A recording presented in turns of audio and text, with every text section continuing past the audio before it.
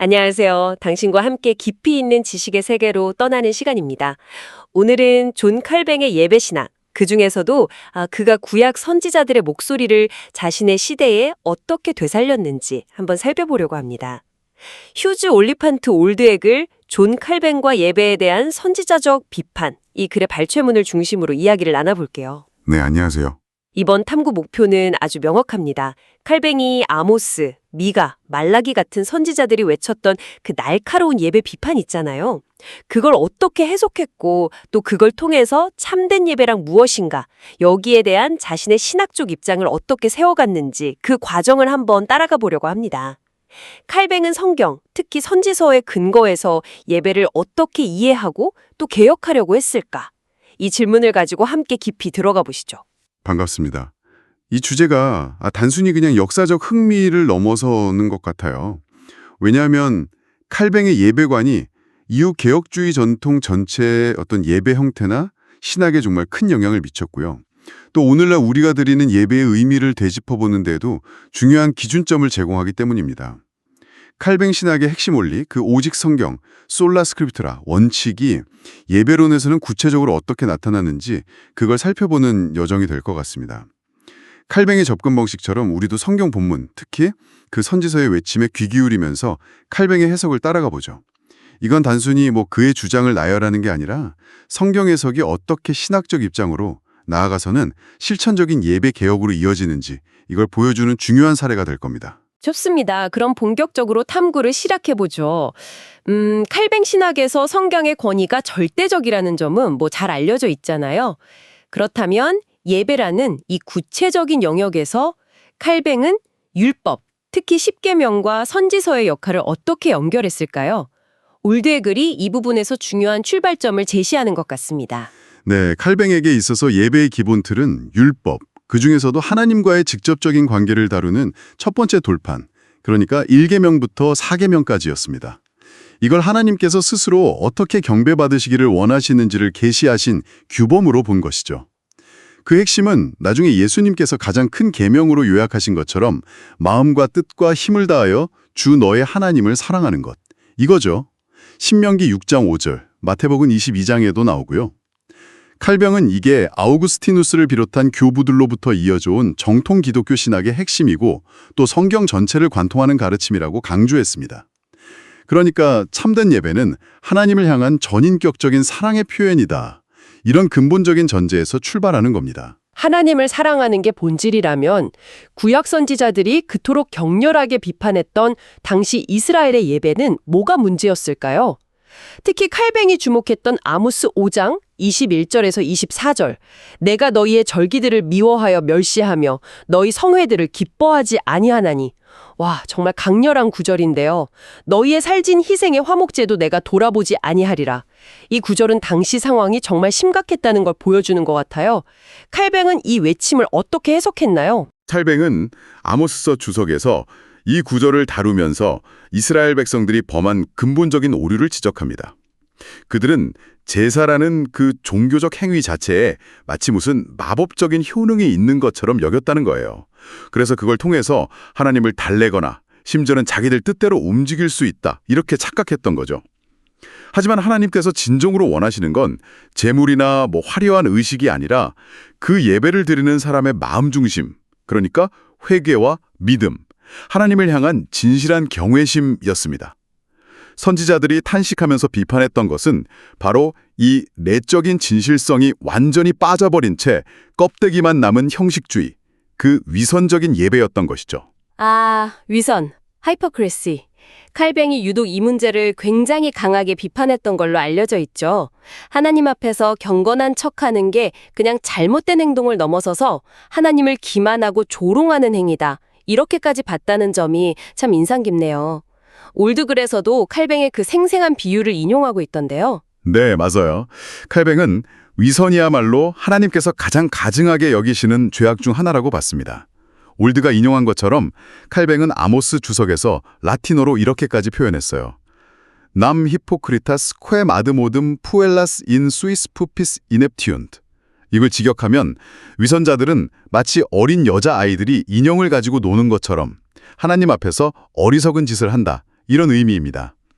이건 겉으로는 경건한 예배 행위를 흉내내지만 그 마음 중심에는 하나님을 향한 진실한 경외나 사랑이 전혀 없는 상태를 아주 신랄하게 꼬집는 표현이죠. 하나님은 우리의 중심을 보시기 때문에 이런 위선은 절대 통하지 않는다, 이겁니다. 그 지적 정말 날카롭네요. 그렇다면 이런 위선적인 형식주의 말고 칼뱅이 아모스서를 통해서 비판했던 또 다른 문제는 뭐였을까요? 북이스라엘의 중심지였던 그 사마리아 성소에서 드려진 예배에 대한 칼뱅의 비판이 궁금해지는데요. 사마리아 예배에 대한 비판의 핵심은 바로 인간적인 고한물, 휴먼 인벤션에 있었습니다.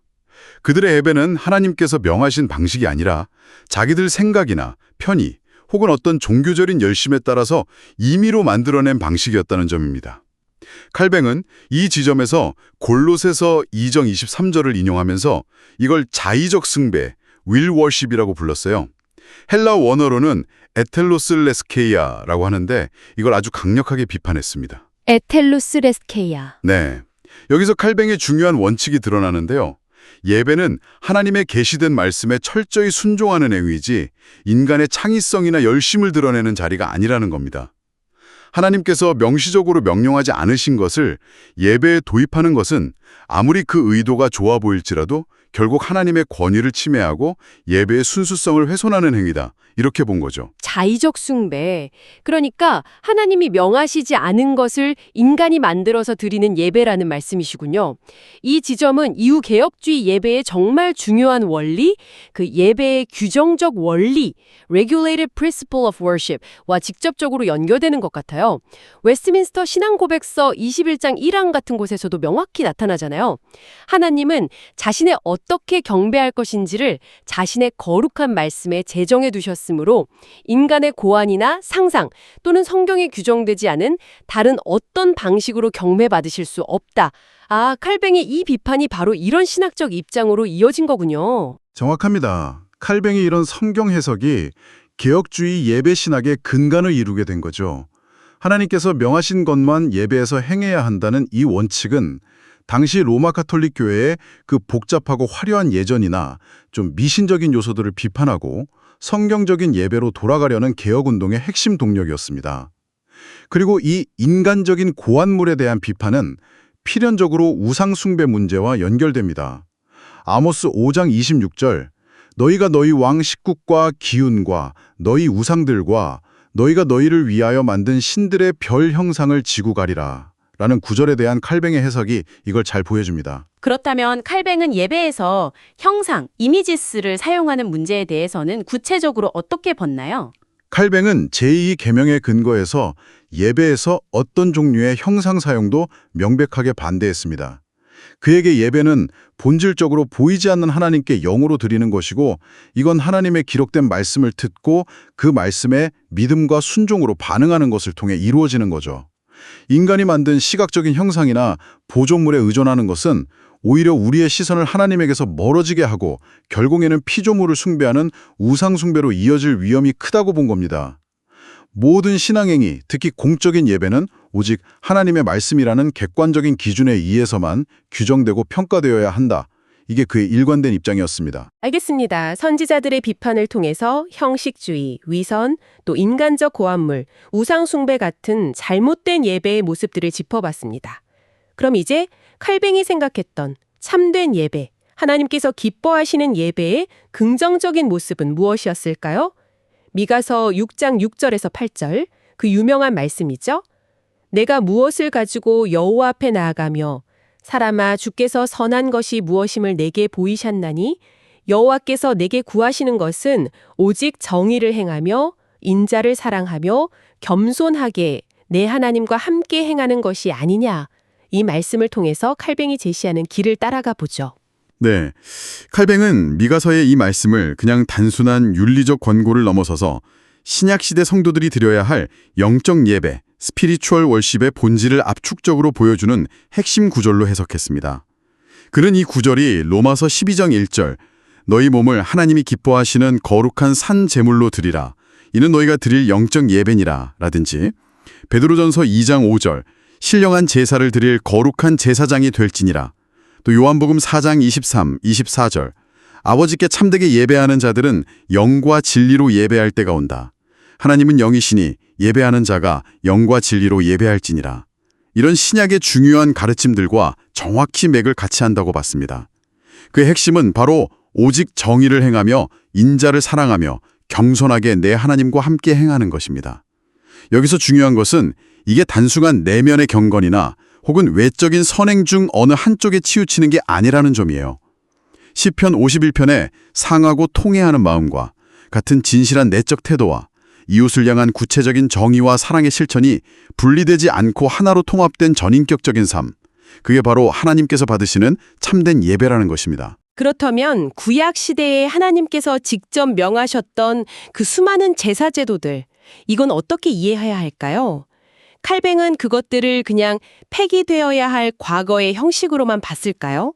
올드의 글이 이 부분에 대해서도 언급하고 있죠. 중요한 질문이십니다. 칼뱅은 구약의 제사 제도를 결코 무의미하게 보지 않았습니다. 그는 구약의 제사가 1차적으로는 장차 오실 그리스도의 구속 사역을 가리키는 예표, Types and Shadows의 역할을 했고, 동시에 당시 백성들에게는 죄를 깨닫고 하나님의 은혜를 구하면서 믿음과 회개를 실천하도록 이끄는 중요한 신앙 훈련, Exercises of Faith and Repentance의 방편이었다고 해석했습니다. 물론 그 제사의 외적인 형식, 그러니까 동물을 잡아서 피를 흘리는 제사 자체는 그리스도께서 십자가에서 단번에 영원히 드리신 완전한 희생 제사를 통해 최종적으로 성취되었기 때문에 더 이상 반복될 필요가 없게 되었죠. 히브리서가 강조하는 것처럼요. 하지만 그 제사에 담겨있던 근본 정신, 즉 죄인된 인간이 거룩하신 하나님께 나아가려면 반드시 희생 제물이 필요하고 오직 믿음과 회개를 통해 나아가야 한다는 그 원리는 여전히 유효하다는 겁니다. 그래서 신약 시대의 성도들은 이제 더 이상 짐승의 피를 의지하는 게 아니라 그리스도의 보혈을 믿는 믿음 안에서 로마서 12장 1절 말씀처럼 자신의 삶 전체를 하나님이 기뻐하시는 거룩한 산제물, living sacrifice로 드려야 한다고 칼뱅은 강조했습니다. 이것이 바로 칼뱅이 말하는 신약 시대의 영적 예배, spiritual worship의 핵심적인 측면입니다. 참고로 칼뱅은 로마서 12장 1절의 영적 예배에 해당하는 헬라어 로기켄 라트레이안을 라틴어 라티오나빌레 세르비툼, 즉 합당한 섬김 혹은 이성적인 섬김으로 번역하는 것을 더 선호했습니다. 강조하는 그런 뉘앙스를 담고 있습니다. 흥미로운 지점이네요. 맹목적인 열심이 아니라 말씀에 근거한 합당한 섬김으로서의 예배라.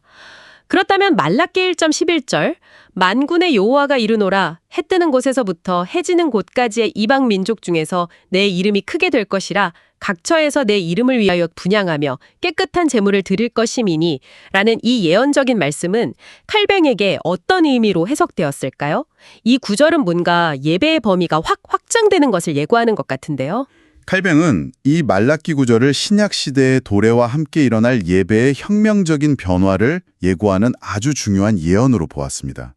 즉, 더 이상 예루살렘 성전이라는 특정 장소에 국한되지 않고 지리적, 민족적 경계를 넘어서 온 세상 모든 곳에서 모든 민족들이 하나님께 참된 예배를 드리게 될 것이라는 선언으로 해석한 거죠. 여기서 분향하며 깨끗한 제물을 드린다는 것은 문자적인 분향 의식이나 동물 제사를 의미하는 게 아니라 하나님에 대한 참된 지식과 믿음에 기초한 순수한 영적 예배를 상징한다고 봤습니다. 이 영적 예배에는 기도와 찬양, 감사, 그리고 무엇보다 중요한 것은 우리의 삶 전체를 통해 거룩함과 순종을 나타내는 산 제사가 포함되는 거죠. 이건 요한복음 4장에서 예수님께서 사마리아 여인에게 말씀하신 대로 장소, 그리심살이냐 예루살렘이냐 이게 중요한 게 아니라 영과 진리로 엔프네오마티카의 알리떼이야 예배하는 것이 중요하다는 가르침과 정확히 일치합니다. 결국 핵심은 외적인 형식이나 장소가 아니라 하나님의 계시된 말씀에 대한 순종과